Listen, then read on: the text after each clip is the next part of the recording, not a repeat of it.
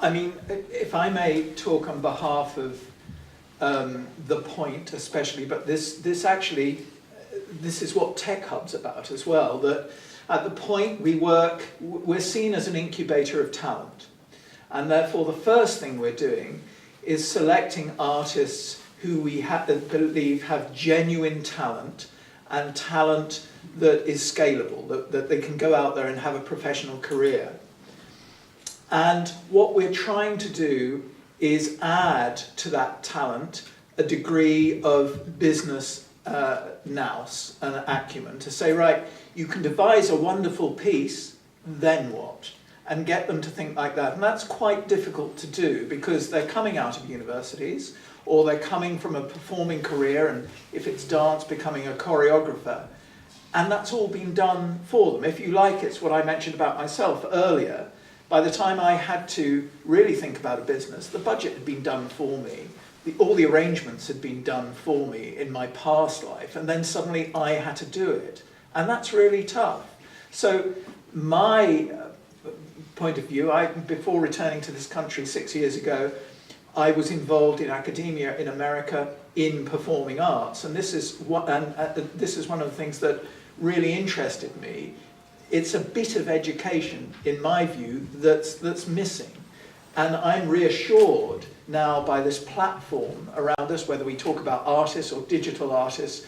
I think what we're trying to do here at Eastleigh is exactly to add that infrastructure. Now that we can do, I would love to advocate for that to be done within an educational sense as well. So undergraduates are taught about how they can launch their artistic careers with some kind of business acumen.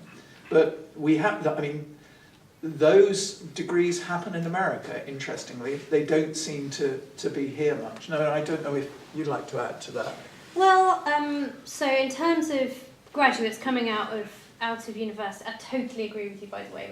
We need to much better prepare our graduates for so they can hit the ground running when they come out of university. But we have tried to set up some programs. So we had the Creative Employment Programme, which was for artists and people that wanted to work in the cultural sector that had been on job seekers for 6 months, and then they could get a match-funded apprenticeship, so they wouldn't have to pay, but an arts organisation could get match funding from us, and they would pay the other half of the cost to have an apprentice paid at minimum wage, working with them for 6 months to a year. We've just actually come to the end of a consultation, and one of these key issues that came up was individual artists and better support for individual artists. And there's a lot of passion across the arts sector to support individual artists, for us, the Arts Council, to support individual artists better. And one of those strands of individual artists that we recognise we really need to support is the emerging artist. And we haven't decided how that will be, but I imagine we're going to start looking at maybe simplified application forms, less experience needed, great ideas, mentorship, that kind of thing, so we can really get people that are just kind of starting out in the arts sector to really be able to flourish. So I think there are things happening, but universities have big budgets as well, so it needs to be a joint responsibility. Thank you. Paul, would you like to talk to that in terms of the Tech Hub and what we're trying to do here with the Tech Hub as well, and creative industries here in Eastleigh? I mean, Hampshire has 9,000 creative graduates every year coming out of the 4 universities in the county.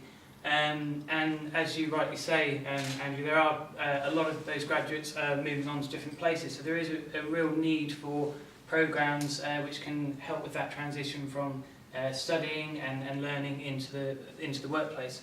And also, as we've heard from Alan, the Tech Hub and the Point, the Berry Theatre, which is another one of our creative hubs, and also the Sorting Office, which is the fourth of those. And there's programmes across all of them which are there to support people at the early stages of their careers, as well as at other stages as well. But that support for new talent is a big driver of what we're trying to do in Eastleigh, and we think it's really important, and that there's a lot of potential for it in this region because of that huge number of graduates in these creative disciplines. So with Tech Hub, the new membership that's been launched here, which is aimed primarily at small and emerging companies. provides a range of benefits specific to the digital sector, but one of the things which I think is really important is networking and creating a community of practitioners which can learn from one another, as well as from experts like the people we have on the panel who might bring in for these sorts of events. So I think that community aspect is really important as well, and that's one of the things we're trying to do by having these 4 different hubs and creating a community of interest around particular creative practices at each of those hubs, with this one having a focus on digital media. Thank you. Yes. I just wanted to add to that. I didn't do art at university. I'm much older than a lot of the younger students, but what I've found really useful is the networking. I work a lot with other creatives, and I find that it's about the mixture of ages and different experiences, and I often get told by ex-university students that I know more about getting out there and talking to people than they do, because I've done other things besides arts, and I've done a lot around working with the community and engaging with different audiences. So I think it's very easy to think it's just within the arts sector, but I think there's a real value to actually looking at other sectors and doing that cross-pollination and that ideas, and not just assuming it's because you've come from university that you should have any more advantage than anyone else from any other background. Exactly. And that actually it's about that crossing of ideas and openness to sharing and working together, and not feeling pressures about what you do, but about learning from the experience, which is great in the Tech Hub, because you don't say it's just university students, it's all different people come here, and a lot of the things happening in Southampton is about cross-sector and cross-experience working, and I think that's much more beneficial to university students actually than going to from universities, because they've got real-world experience from talking to people who've been out there. Absolutely. Anne, do you want to I was just going to say, we do actually work very closely with Southampton University, not so much Winchester because we've lost some links there, but with Southampton, particularly with their creative industry and their creative students rather, we do things like share graduates, because I mainly work with very small businesses. If the graduates want to come to our businesses and sort of get experience for their portfolios and things, it's sort of arranged so that they can go to more than one business, because one business can't necessarily afford to have them.